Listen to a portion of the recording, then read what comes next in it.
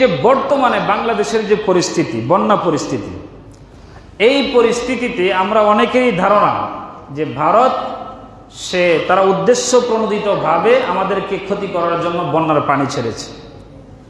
আমরা এটা তো অনেকেই বলতেছি, ঠিক কিনা ভাই? বলতেছি।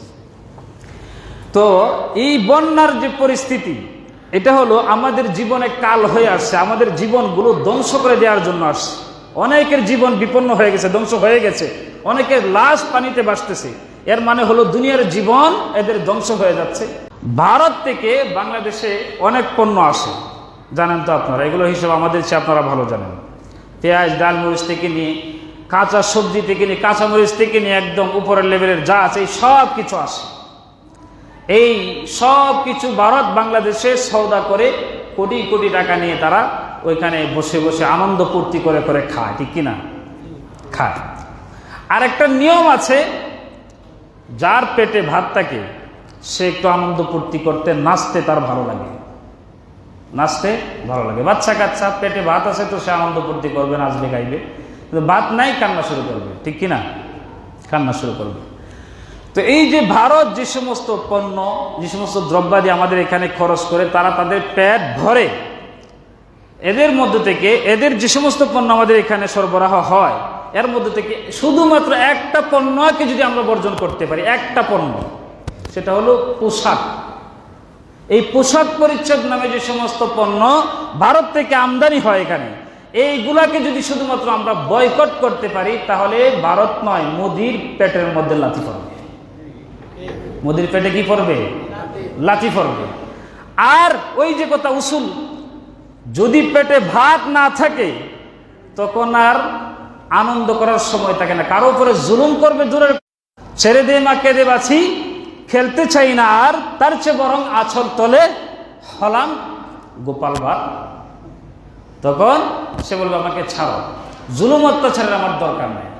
এই জন্য এখান থেকে আমাদেরকে বুঝতে হবে, এই জুলুম অত্যাচার থেকে যদি আমরা রেহাই পেতে চাই, এই দুনিয়ার জীবনের ক্ষতি থেকে যদি আমরা মুক্ত থাকতে চাই, তাহলে এই অপচয়কে রোধ করতে হবে। অপচয় কেন হয়? ভারতের পণ্য ব্যবহার করলেই কি অপচয় হয়? তো হ্যাঁ, অপচয় হয়তো। আরে দেশীয় পণ্য যদিও স্বল্পতা আছে, তুমি এগুলাই ব্যবহার করে ক্ষান্ত হয়ে যাও, শান্ত হয়ে যাও। কিন্তু আমাদের চাহিদা অনেক হয়ে গেছে, দেশীয় পণ্য দিয়ে আমার পেট ভরে না, আমার আরো লাগবে, আরো লাগবে, আরো লাগবে, বিদেশি পণ্য লাগবে, ইন্ডিয়ান পণ্য লাগবে, পাকিস্তানি পণ্য লাগবে। এই যে অপচয়, অপব্যয়, এই কারণে আজকে দুনিয়ার জীবন আমাদের বিপন্ন হয়ে দাঁড়িয়েছে। এটার জন্য দায়ী আমরা নিজেরাই। তো এই ভারতের শুধুমাত্র একটা পোশাক শিল্পের কথা বললাম, কোনো একটা সেক্টর বাকি নাই যেখানে ভারতের কোনো পণ্য নেই। সব ধরনের পণ্য ভারতের বাংলাদেশে আমদানি হয়, বাংলাদেশে বেচা কিনা হয়। এরা এগুলো থেকে অর্থ সংগ্রহ করে, তারা ওইখানে বসে বসে রাজত্ব করে। তো এই জন্য যদি এদের জুলুম অত্যাচার থেকে আমরা রেহাই পেতে চাই, তাহলে আমাদেরকে অপচয় রোধ করতে হবে, ঠিক কিনা ভাই?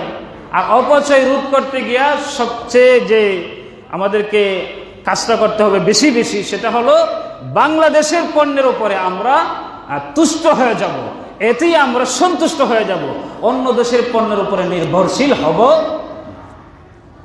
যদি প্রয়োজন হয়, আপনি কোন হুজুর ভালো ওষুধ তো বাজারে নেই, ভারতের ওষুধ ছাড়া, ভারতের ওষুধ ছাড়া যদি আপনার ওষুধ না কমে, প্রয়োজনে আপনি ওষুধ না খেয়ে মরে যান না।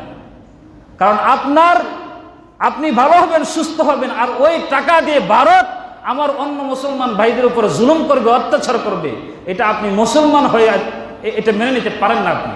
আপনার জন্য এটা শোভা পায় না। এই জন্য না খেয়ে মরে যাব, ওষুধ না খেয়ে মরে যাব। বাংলাদেশের ওষুধে যদি আমার না সারে, তাহলে আমি না খেয়ে মরে যাব, তবু ভারতীয় ওষুধ আমার পেটে ঢুকাবো না ইনশাল্লাহ। কি বলেন? ঢুকাবেন? ভারতের কাপড় চোপড় আমি কখনো পরবো না, প্রয়োজনে আমি সালার শর্ট পরবো। বাংলাদেশের কাপড়ে যদি আমার না হয়, অভাব হয়ে যায়, তাহলে সালার শর্ট পরবো আমি, তারপরেও ভারতীয় কাপড় পরবো না। ঠিক তেমনি ভাবে আরো বিশেষ করে মা বোনরা কাপড় চোপড় সব কসমেটিক্স, ওরে কসমেটিক্স তো ভারতের কসমেটিক্স ছাড়া আমাদের চলেই না। এই ক্রিম বিভিন্ন এগুলোর নামও জানি না, এই কসমেটিক গুলো ছাড়া আমাদের চলে না। মানে ইন্ডিয়ান লাগবে সবকিছু। কি দরকার আছে বলেন? আপনারাও প্রতিজ্ঞাবদ্ধ হন যে আপনার কসমেটিকের টাকা নিয়ে ওরা ওই রাজত্ব করবে, বুক বিলাস করবে, আর যখন ইচ্ছা পানি ছাড়বে, যখন ইচ্ছা পানিকে বন্ধ করে বাংলাদেশের মুসলমানদের উপরে জুলুম করবে। এর জন্য আপনি নিজেও দায়ী হয়ে যাবেন, আপনি তাদেরকে সাহায্য আর সহযোগিতা করেছেন। এই জন্য মা বোনদেরকেও বলবো, এই সমস্ত কসমেটিক্স বাংলাদেশের যতগুলো পণ্য আছে এগুলো ব্যবহার করেন। এরপরে যদি না হয়, ব্যবহার না করে ইসলামিক অনুশাসনকে মেনে চলেন। আল্লাহ তাআলা আপনাকে সুস্থ রাখবেন, সবল রাখবেন, আপনার চেহারাকেও জান্নাতি নূরে নূরান্বিত করবেন ইনশাআল্লাহ। কসমেটিক দিয়ে নূরান্বিত হইতে হবে। এই জন্য শস্য থেকে নিয়ে, সবজি থেকে নিয়ে, শাক সবজি থেকে নিয়ে, কাঁচা মাল থেকে নিয়ে উপরস্থ যত সম্পদ আছে, যত পণ্য আছে যেগুলো ভারত থেকে বাংলাদেশে আমদানি হয়, বর্তমানে ফেসবুকে ওগুলোর ডাক আসছে যে আমরা যেন এই সবগুলো পণ্যকে বর্জন করি। ভারতকে জবাব দেওয়ার এই মোক্ষম সময় এটাই। কারণ এরা হলো মোটামুটি একদম সাগরের তীরে দাঁড়ায় রয়েছে, দেখছে বাংলাদেশকে আর কোনোভাবেই দমানো যাচ্ছে না, এখন শেষ চেষ্টাটুকু এটা করছে ওরা। এই যে বিপদ বা এই জুলুমের মোকাবেলা যদি আমরা করতে পারি, তবে ইনশাল্লাহ ভারতের গালে ছর মারা হবে। এরা আর কোনোদিন আমাদের উপর জুলুম অত্যাচার করার সাহসও করবে না ইনশাআল্লাহ। এই জন্য প্রস্তুত আছি তো আমরা সবাই? বলেন, আমরা প্রত্যেকের জায়গা থেকে ভারতীয় সমস্ত পণ্যকে বয়কট করবো ইনশাআল্লাহ। সবাই ওয়াদা করেন, দুই হাত তুলে। বাংলাদেশের পণ্য দিয়ে যদি আমার না ছড়ে, প্রয়োজনে ওই সমস্ত পণ্য আমি ব্যবহার করব না, তবু ভারতীয় কোনো পণ্য আমার ঘরে আসবে না তো ইনশাআল্লাহ ভাই। আল্লাহ তাআলা তৌফিক দান করুন। সাথে সাথে আমাদের প্রত্যেকের স্ব জায়গা থেকে আমরা তো বিরোধিতা করবই, এগুলো প্রচার করব। আর সাথে সাথে আমাদের যে সমস্ত ভাইয়ারা বন্যায় কবলিত হয়ে পড়েছে, বন্যার ভিতরে অনেকেই তো মরে গেছে, অনেকেই অনেক পরিবার পরিজনকে হারাইছে, আপনজনকে হারাইছে, আপনারা খবর শুনতেছেন। এদের জন্য আমাদের সমাজের যুবক ভাইয়ারা একটা উদ্যোগ নিয়েছে যে অনেক সংগঠন আছে যারা সরাসরি ওইখানে গিয়ে ওদেরকে সাহায্য সহযোগিতা করতেছে। আপনি আর আমি কি করছি বলেন? আপনি আর আমি এখানে বসে মাঝে মধ্যে একটু দোয়া দরুদ করছি।